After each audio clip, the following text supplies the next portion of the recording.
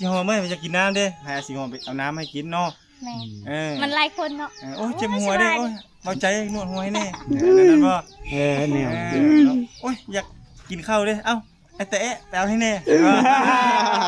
สิจุดทิ่มบ่เนี่ยหมูเด้อหมูป่าเฮาบ่อยากเข้าใกล้บ่ได้เฮาอยู่เฮาต้องอยู่ใต้ร่มให้สาวเป็ดยังติดแก้มอยู่น่ะแล้วอาบน้ำแล้วอาบน้ำแล้วเรียบร้อยแล้วอาบน้ำไวเนาะเอานี่แหละคือแปลว่าสบายดีพี่น้องยินดีต้อนรับสู่ช่องเป่าใจเนาะตอนนี้เฮาอยู่ที่บ้านแก้งตะป่าเมืองบัวละพาแขวงขมวนเนาะตอนนี้เฮาอยู่ที่ปากน้ำเซน้อยเซอันนี้นะมันเป็นเซตั้งแต่เฮาได้ใช้ชีวิตแต่ก่อนเฮาอยู่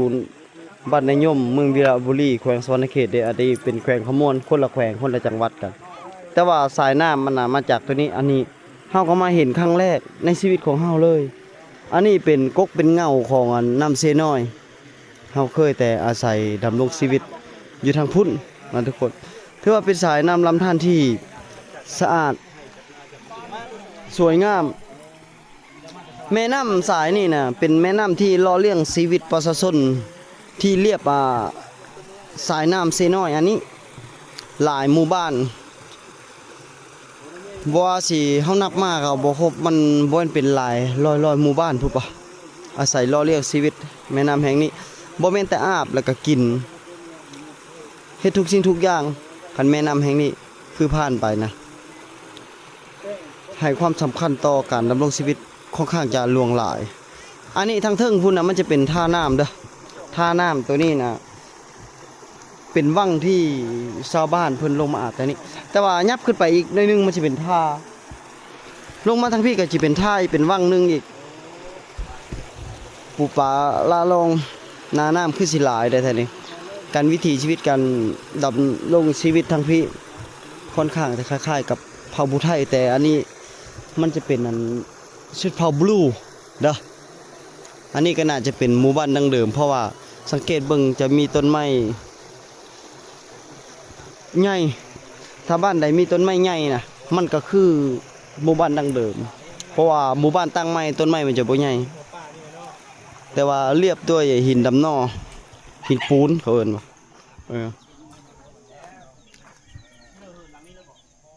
อันนี้เอิ้นหินปูนทางพุ่นก็มีผู้มีลูกมีผัวแน่ผู้แซ่ผู้สาวก็จะพากันอาบน้ำแซ่วๆคันอยากเห็นว่ามันงามเราต้องมายามฝนหมู่บ้านนี้เป็นหมู่บ้านที่บ่มีไฟฟ้าเด้อชาวบ้านประชาชนได้ใช้ฟืนใช้ไฟกับเพิ่นสิใช้เป็นพวกแสงโซลาร์เซลล์แสงโซลาร์เซลล์ค่อนข้างจะเป็นหลักแต่ก่อนน่าจะเคยมีพระเจ้าน่าจะเคยใช้ไดหางก็คือไดน้ำที่ผลิตไฟฟ้านะอยู่ในนี้นะน่าจะมีอยู่โอ้ตักเนาะถือว่าเป็นหมู่บ้านที่สวยงามอีกแห่งหนึ่งเลยที่น่าสนใจสู้อีกคนนึงแน่เพราะเท่าไม่เท่าบ่ได้เอาค่าดอกเลยเนาะบ่ได้เอาเลยคะแนนลูกเขาเพลงลูกเคยเขาเพลงลูกเคยเขาจะได้ลูกเคยเขาจะได้เฮาอะนะโมแม่เขาจะได้เงินเขาจะได้คนเขาจะได้คนความหมายคือนั้นแล้วเรามาจากบ้านนครไก่สอนบ้านเกิดนนท์สุดยอดขอบใจมากนี่เป็นขอบใจหลายโอ้งามอีหลีนะพักเสริมเนี่ยอันนี้เกินแบบพักส่วนคั่วนี่ก็คือเวลาเฮาคั่วแต่งอยู่คั่วกินแหละพวกกันของข้าวน้ำล้างหูล้างปากเขาจะก็เทใส่มันจะงามแบบนี้แหละ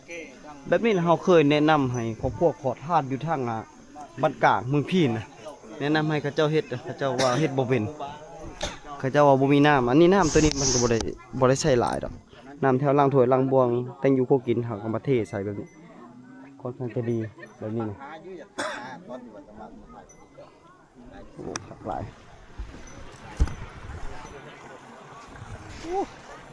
มาเบิ่งทางนี้วิถีชีวิตอันนี้ก็แม่เฮือนแม่ซ่านผู้แซ่ผู้สาว ก็พากันอาบน้ำอาบในอยู่ในนี่ซักเครื่องคือว่าแหละแม่น้ำเป็นแม่น้ำที่สำคัญหล่อเลี้ยงชีวิตผู้คน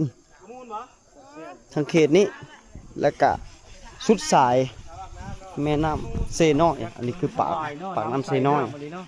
ป้าใส่ครับเนาะป่าโอ้ยเห็นแมบๆอยู่ป่าน่ะ โอ้ปลากระบอนคือๆluônเนาะ กระมูนมาใช่กระมูนอะโอ้สองคนอยู่น้ำมันกระมูนเนาะผู้สาว ผู้หนึงเมียเข้า คนละผู้สาว สองคนละผู้สาวผู้กลางน่ะเมียเข้าสองคนส้นๆน่ะ ตัวได้กระมูนนะ นี่เด้กระมูล กระมูนว่าน่ะ กับผู้อยู่ส้นพุ่นบ่แม่นบ่ ยือ สองคน ลงอาบคู่มือบ่ผู้สาว โอ้กระมูนละออละ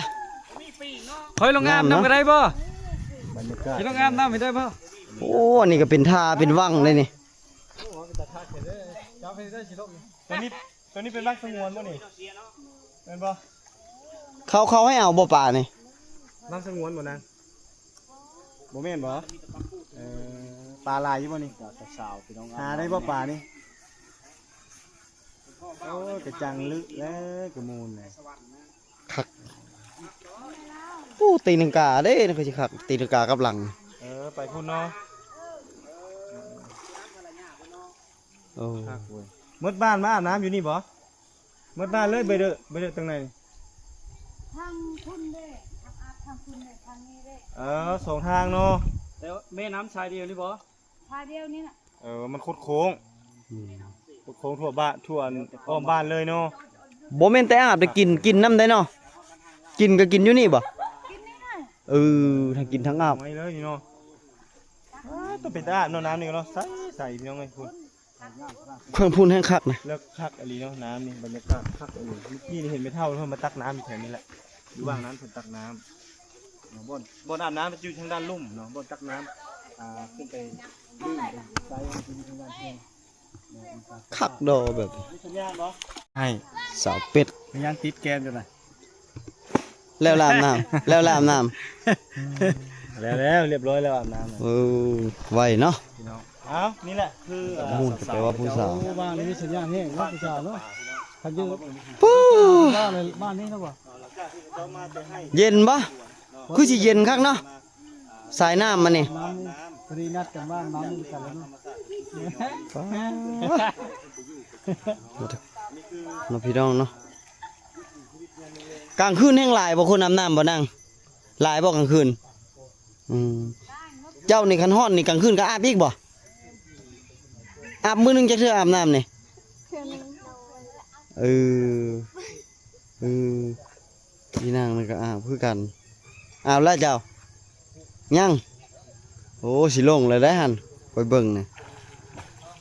เย็นจ้อยแล้วแหละนี่วิถีชีวิตแบบนี้ค่อนข้างจะหาเบิ่งยากและอีก30ปีบ่ฮอดดอกอีก20ปีแต่ก็สิมีอยู่ทางเขตนอกแบบนี้ ดาวเลยได้นะปากกำเลยได้เลย โอ้คักน้ำใสใส สองคนสาวบ้านป่า ซื้อแนวใดเนี่ยเจ้าซื้อแนวใด ชาววัด สวัสด สวรรค์หรือสวัสดิ์ นี่ชาวลีบัน ลิ นั่นชาวขะดอง โอ้ลีบัน สาวลีวัน ลีวัน คือว่าเคยสัมภาษณ์ ผู้นั้นน่ะสาวขะดอง โดย เป็นสัมภาษณ์จนอยู่นั่นมี พ่ บ่ อแม่น่ะ ชื่อแล้วเป็นสัมภาษณ์ สาวตีนแน่เลย ตีนรถถังเลยได้นี่เอ้ยว่าตีนรถฟอร์ดบ่ผิด กินรถแฉลง โอ้สบายดีผู้สาว สบายดี โอ้ โสดอยู่เด้อโสด เอาผัวมีผัวแล้ว ผัวยังบ่มี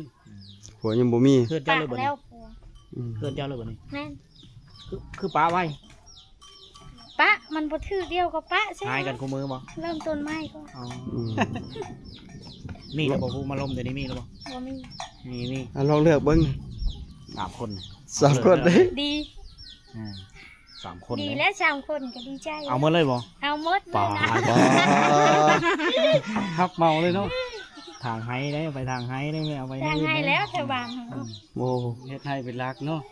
วิทย์ยามให้แล้วไปไผไปมันเนาะ เอาผู้ ผูอยู่ชิโร่ตัวเขา บ้านเราพาพิลาง เราหาพี่ดัง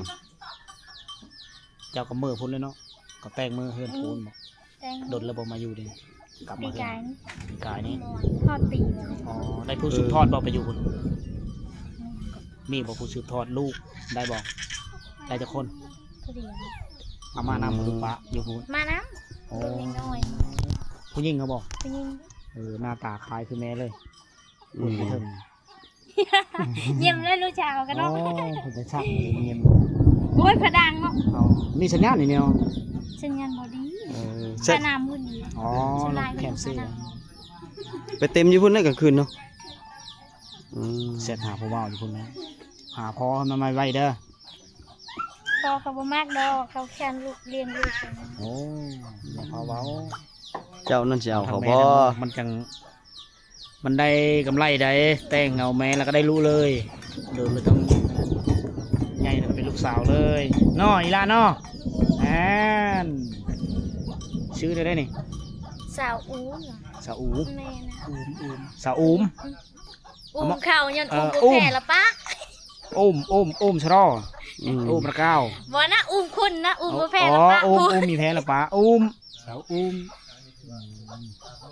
โอ้ตัวตาดีหน่อยเนาะพอแต่ ภาพผู้สาวเนมมาจากไหนเนาะเห็นแต่พูดหน้าคะไปลอย เกมน้องไปลอย ไปลอยแก้มน้องไปลอย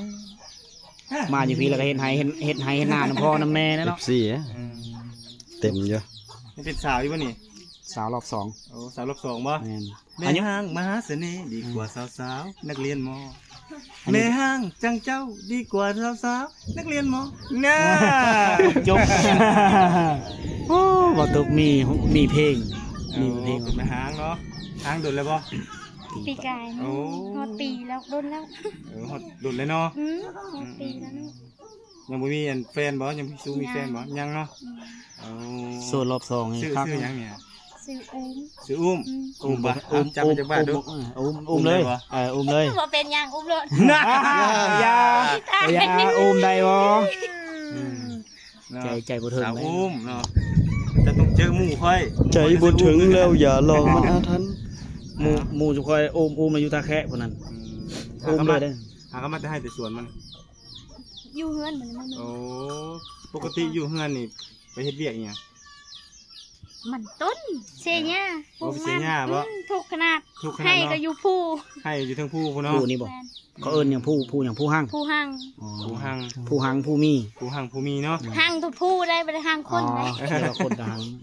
เจ้าคนละจนคนเนาะ โอ้ เป็นแม่ ได้เงินเจ้า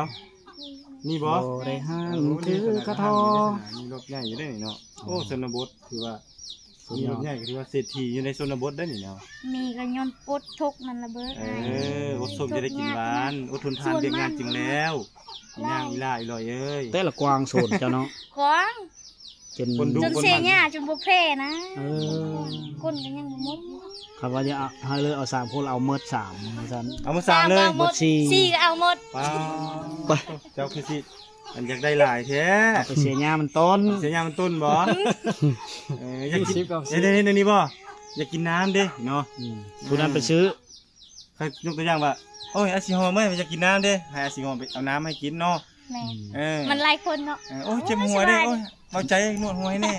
นั่นบ่ แนว โอ้ยอยากกินข้าวเด้เอ้าไอ้แตะไปเอาให้แน่ คักนะ ไอ้ตุ๊กได้ให้ยังมื้อนี้เอาคอยสิ เอา ตุ๊ก บางม่วงให้กิน คอยเด้ ตำส้ม เอ ให้กิน อไอ้ตุ๊กก็อยาก เอา ส้ม มัน เนี่ยนะ มันหลายคนเนาะ ไป แต่มัน ตำส้ มีเนี่ยใส่แล้วบัดนี้ 4 คนพอดีแล้วเจ้าสนุกสบายเลยเจ้า อ้ายมา4 คน บ่ไปฝันบ่น่ะ ความฝันของผู้หญิง 4 เนาะ คนเนาะเอามาเลย เจ็บแขนเจ็บขาผู้หนึงบีบโหผู้หนึงบีบแขนขาเรียบร้อยผู้หนึงตำแจ่วผู้หนึงแกงหน่อไม้สุกินโอ้คักเลย มันนั่งอยู่ก็ได้กินนะ เนาะ อย่างนั้นแล้วหมักเนาะ บาทนี่ ผ่านเนาะ 4 คนใส่จะได้บาทนี่ผู้นี้อยากกินน้ำผู้นี้อยากกินข้าวบาทนี่ เป็นวินแล้วเจ้า จะเห็นเรื่องแล้วเดียวบาทนี่ หอดอยู่บ่ปีเนาะ ฮะ หอดบ่ปีเนาะ กลัวเลยเนาะไม่สิว่าโหดซื่อ มันหลายคนแยกยันตายก่อน การสิฮู้ว่าตายก็หยุดก่อน ขอบใจเด้อสาวอุ้มเด้อ บ่เป็นหยัง มื้อหน้าจะมาเยี่ยมยามถามข้าวไหมเขาเจ้ายังบ่ทันเอาผัวได้แหละ เป็นเอาผัวก้อนเลยกันเลยยามเฝ้านี่ นี่นะบ่อนตำข้าวนะ สระ เพราะว่าบ้านนี้มันบ่มีไฟฟ้าเด้ มีสระเด็กน้อยมีสระผู้ใหญ่ผู้นี้น้อยเขาเจ้าก็เอาตัวนี้ไปตับสระเด็กน้อยเขาเฮ็ดไว้ครบ คกงามเนาะงามมีที่ค ตัว ก นี้ นะ ไม่ ไปไล่อยู่เนาะ ตัวนี้ยังไม่หักเฮ็ดตัวนี้ใช้งานไม่ได้แล้วตัวนี้ผู้พังไปทำการเวลาของมันแล้วบ้านเอาก็เปิดให้มันตามเข้าที่ก็เปิดเขาเบิ่งอีก แบบนี้นะมันคันว่ามีไฟฟ้าเข้ามาแล้วคือหายไปเลยด่ะอันนี้น้ำกินบ่วะ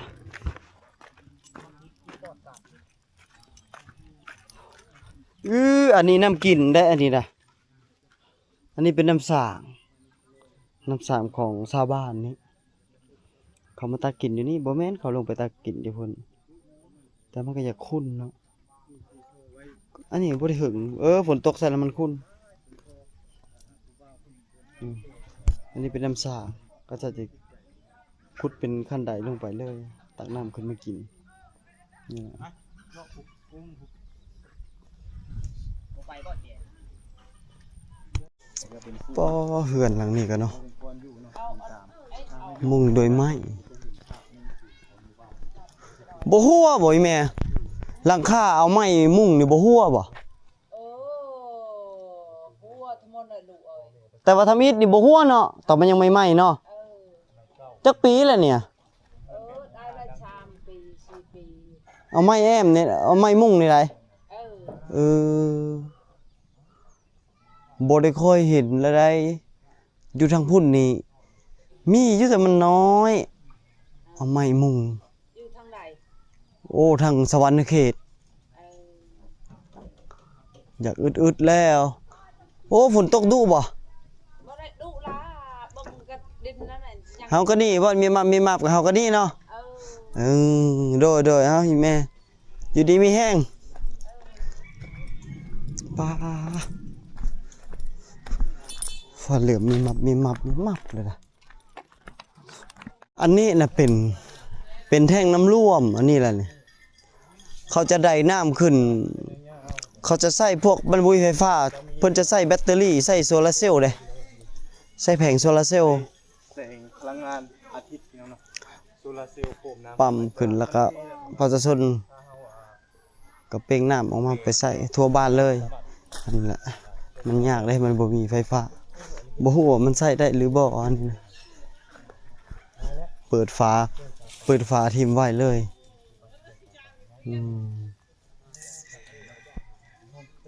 แล้วนี่เนาะเขื่อนหลังนี้มุ่งด้วยฟากแบบสมัยรุ่นรุ่นสมัยสงครามเลยนะ ในสมัยแต่ก่อนตาม เขื่อนหลังนี้นะ ภูมิลำเนาภูมิลำเนาแต่ละเรื่องแต่ละที่จะแตกต่างกันไปคืออยู่ในเขต คัก นี้ เลยเนาะ เขาจะใช้ไม้เขาจะเป็นไม้พุงไม้พาด กลางคืน มาเฮ็ด จะอุ่นพวกนี้นะ เพื่อนอยู่ กลางเว้นแล้วจะเย็น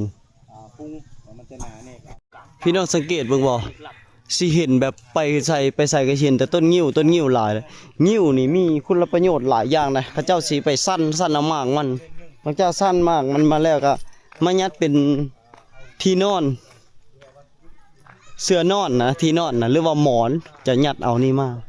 เอางิ้วยัดใส่อยู่เฮือนเฮาก็เป็นคือกันอันนี้สมัยโบราณ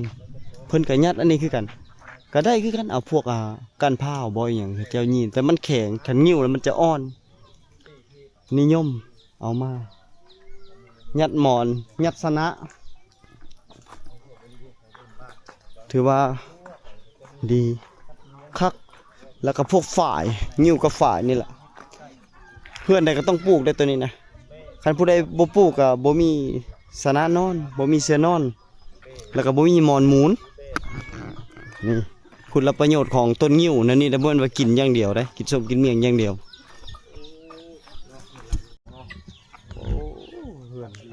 มุงไม้ โฮมสเตย์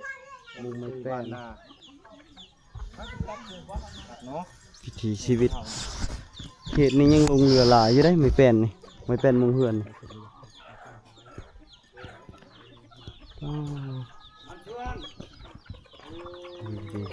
อันนี้เป็น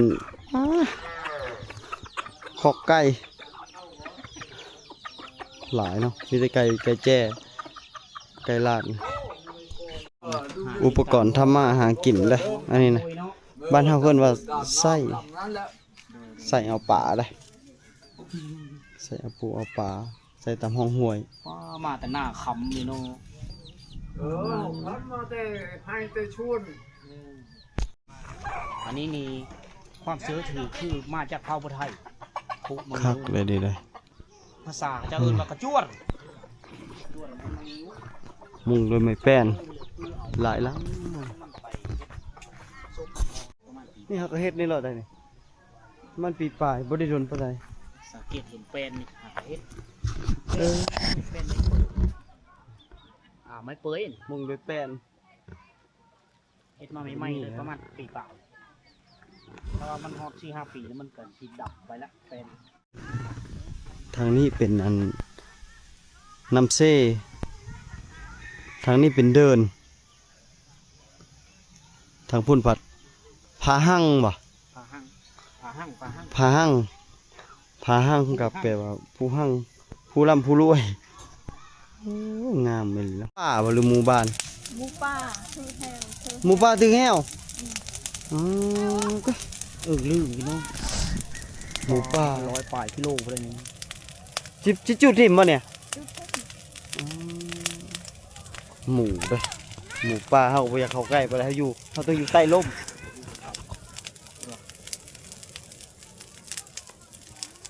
มันถึงแห้วเนาะคือสิถึงหลายมื้อเลยเนาะมันถึงแห้วอยู่ไสเนี่ยเราบ่เข้าใจว่ะวิ เข้าใจหน่อยต่อแต่ยังอัดเทปไปลอง โอ้ย โอ้ย พี่น้องเอ้ยตอนนี้ก็คำมือตื่นตาแล้วได้พวกเฮาก็สิได้ยับยั้งใส่สวยแล้วได้มันคำมันมืดแล้วสิได้ไปพักผ่อนทีมงานเฮามื้อนี้ก็ไปเปิดมืออยู่เข้าจนสั้นฝนก็ตกพักงานเช้านี้อยู่คลิปก็สิได้จบเพียงเท่านี้ก่อนเด้อพี่น้องเอ้ยถ้าว่าผิดพลาดประการใดก็ขอโทษขออภัยเป็นกำลังใจให้ทีมงานพวกเฮาเด้อ4 คนเฮาอันนี้ก็สิไปพักผ่อนเดินทางถือว่าเจอแต่สิ่งใหม่ๆสิ่งที่เราบ่เคยเห็นโอ้ขอให้ทุกท่านโชคดีอยู่ดีไม่แห้งเด้อสบายดี